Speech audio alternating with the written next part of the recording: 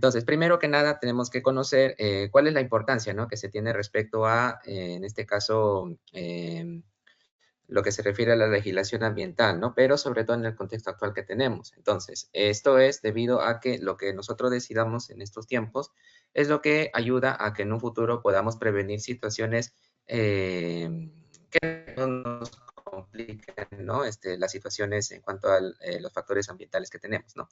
Entonces, las decisiones que tomemos el día de hoy van a determinar mucho esos factores futuros o las que tendremos que en este caso gestionar en cuanto a lo que se refiere a los factores ambientales en sí, ¿sí? Entonces, básicamente es el cuidado del planeta. En cuanto a lo que se refiere a los conceptos claves que vamos a revisar durante esta revisión, es primero respondiéndonos a qué es de por sí una legislación ambiental, para las personas que en todo caso están interactuando sobre todo con estos conceptos.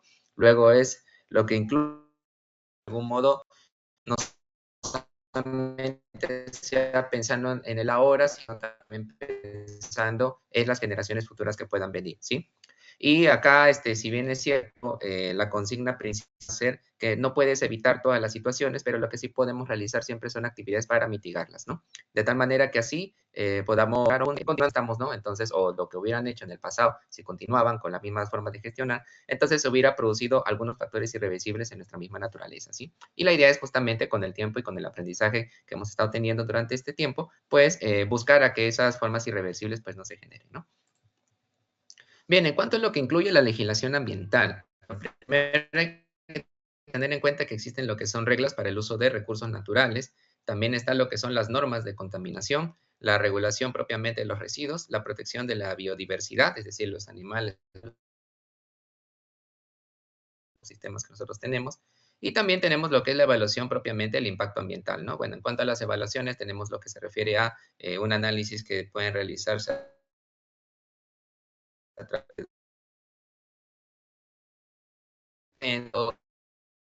o algunas herramientas también de gestión, ¿no? Puede ser lo que es en este caso la evaluación, por ejemplo, de los riegos, ¿no? Es básicamente detectar en esto. Entonces, es ello, ¿no? En cuanto a lo que se refiere a las reglas para el uso de recursos naturales y las normas de la contaminación, pues ahí sí interviene más que nada lo que depende principalmente lo que se refiere al gobierno, ¿no? Las legislaciones que estas mismas tienen. Bien. Ahora, hemos estado teniendo este tipo de actividades, ¿no? Entre ellas mineras, de repente por exploración, por lo que es la explotación, obviamente recursos Pues disculpa, que nos han generado ya estos factores tu pantalla no relativamente se ve. irreversibles, ¿no? En cuanto a lo que se refiere también a ayudar, a ver, las legislaciones que tenemos a nivel de naciones, ¿sí? Entonces hay que tener en cuenta que lo primero es que el habla hispana consiste principalmente en organizaciones, pero estas organizaciones están en diferentes países. Entonces, los países, cada uno de ellos tiene su propia forma de legislar. Entonces, lo primero que hay que conocer es justamente la organización, en qué país se encuentra, ¿no? Habrán organizaciones en donde se enfoquen únicamente en un país, como por ejemplo puede ser Perú, México, España, pero también habrá organizaciones en donde producto de el éxito que hayan tenido en su organización en ese momento, o producto de que justamente al momento de expandirse tengan esa necesidad, ¿no? De poder ver otras formas de, en este caso, de mercados, ¿no? Entonces, van a tener que estar recurriendo constantemente a las legislaciones de los países donde justamente quieren aplicar los conocimientos, ¿no? Entonces, esto es algo interesante mencionar porque, por ejemplo, tenemos acá el ejemplo Perú-México, en donde en Perú existe una ley general del ambiente, el cual, como podemos ver, está catalogada por la ley 28611, mientras que en México existe una ley general de equilibrio ecológico y protección del ambiente, ¿no? Entonces, ese es el LGEPA, ¿no? Entonces, de esta manera, pues así van a tener algunas otras leyes, entre otros estándares y decretos, el cual acá en la presentación se están viendo algunas, en donde va a depender justamente de los diferentes países que tenemos aquí representando, ¿no? En el caso de Colombia y Chile, como podemos ver, existen también las diferencias, ya mencionadas también antes entre Perú y México, y en el caso de España y Panamá, también podemos ver que tienen sus diferentes leyes y decretos, ¿no? Entre otras normas también quizás y hasta resoluciones, como podemos ver en el caso de Panamá, ¿no?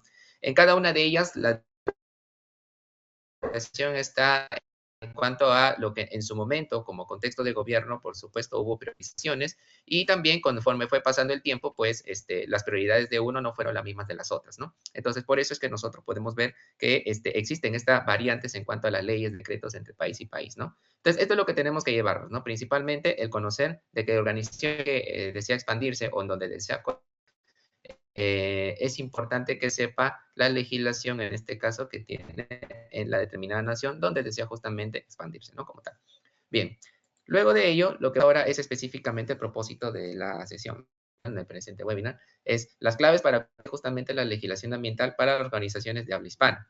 Entre de ellas tenemos entonces acá algunos puntos, el cual se han resumido en 6. Es primero el diagnóstico legal ambiental, luego el sistema de gestión ambiental, el sistema de documental y trazabilidad, las auditorías internas y externas, la capacitación en cultura ambiental, y luego también en lo que se refiere al monitoreo y mejora continua como tal, ¿no? En cada una de ellas va a tener sus diferentes elementos que se pueden, en este caso, desplayar. Por ejemplo, para el caso del diagnóstico ambiental, lo que tenemos que tener en consideración siempre es identificar justamente las leyes y normas que hemos indicado respecto al país y sector al que deseamos justamente localizar nuestra organización. Luego también tenemos lo que es evaluación del impacto ambiental de cada una de las actividades, ¿no? Esto lo pueden hacer a través de una, por ejemplo, ¿no? Es listar básicamente los riesgos y de esa manera pueden realizar un cálculo de impactos, ¿no? Luego tenemos en este caso para justamente cubrir eso, sabemos que existen herramientas como hojas de cálculo, ¿no? Que es lo que normalmente uno puede utilizar, pero también existen herramientas digitales, ¿no? Que te permiten de algún modo tener esa gestión de una manera mucho más óptima y sobre todo al alcance con los diversos permisos que uno necesite para la organización. En cuanto a lo que es gestión ambiental, lo que es acá resaltando, el cual busca que justamente esté bajo una estructura de cumplimiento legal y, por supuesto, esto va a hacer también que haya un desarrollo ambiental, ¿no? Como un buen desempeño. Procedimiento legal en las organizaciones. Es bien difícil que una organización no pueda tener de por sí una gestión de documentos, ¿no? En todo caso, lo que es importante acá considerar es de que estos documentos deben estar bajo un enfoque en donde manejen ya ciertos estándares, ¿no? Unos formatos que cubra toda la organización, un criterio de codificación, criterios en donde justamente estos documentos puedan ser aprobados y donde de algún modo pues se evidencia las trazabilidades como tal, ¿no? En cuanto a lo que se refiere a la gestión documental y la trazabilidad, también hay que considerar que en este caso es importante considerar las alertas de vencimiento, ¿no? Que se tienen justamente. Y justamente para ello lo que pueden realizar es justamente apoyarse con algunas herramientas de software justamente que se especializan en estas gestiones. En cuanto a las auditorías internas y externas, pues se realizan justamente estas de forma periódica, ¿no? Normalmente en las organizaciones. Pueden utilizar también matrices de riesgo y como también lo que son las listas de verificación o también conocido como checklist para que puedan facilitarle estas auditorías. Importante también considerar una cultura de capacitación como tal al personal para que de esta manera siempre estén con el conocimiento, ¿sí? Como tal. Promover una cultura, en este caso también, que comprometa a las personas a generar un desarrollo sostenible en la organización y también conforme a los externos, ¿no? El monitoreo y la mejora continua es mediante el uso de, en este caso, indicadores ambientales. Por ejemplo, pueden medir lo que es el consumo de agua, energía, generación de residuos a nivel de la organización. Y de esta manera pueden así cada vez mejorar esos indicadores que tienen, ¿no? De esta manera pueden establecer planes de acción y corregir desviaciones, así como también mejorar justamente estos procesos para que de esta manera puedan cada vez tener un óptimo desarrollo a nivel organizacional y un mejor compromiso con lo que es el impacto ambiental. Tenemos casos de éxito en la cual se ha implementado, por supuesto, dentro de ellas algunas de ellas como Repsol, tenemos otra también que es en Amazon y también en otro lo que es en DHL, entre muchos otros casos de éxito que tenemos, de las cuales mencionamos aquí algunas, ¿no? Y finalmente, por el lado de las conclusiones, tenemos que considerar que las organizaciones de habla hispana tienen cada una leyes específicas y es importante estar al tanto dependiendo de la organización en sí, en donde deseamos generar su localización. El cumplimiento legal, por supuesto, requiere un enfoque sistemático, ¿no? De tal manera que así no se tenga un enfoque muy disperso, ¿no? Sino un enfoque sistemático, de tal manera que se pueda cumplir ellas con una estrategia. Tenemos en este caso también que realizar la implementación de por sí del sistema de gestión ambiental estructurados como la ISO 14001, ¿no? Esto es muy importante, ¿no? Por eso se considera que es un factor clave. Luego tenemos lo que es la capacitación del equipo que marca, en este caso, la diferencia, ¿no? Personal que en este caso no está capacitado, personal que por supuesto no va a tener una capacidad de reacción ante los diferentes impactos ambientales acorde a las actividades que tiene. Un monitoreo de la mejora continua, bueno, ya últimamente, en este caso desde hace un tiempo, ya no es un criterio opcional, ya suele ser cada vez un criterio más y más regulado, ¿no? Por las diferentes entidades, en este caso estatales.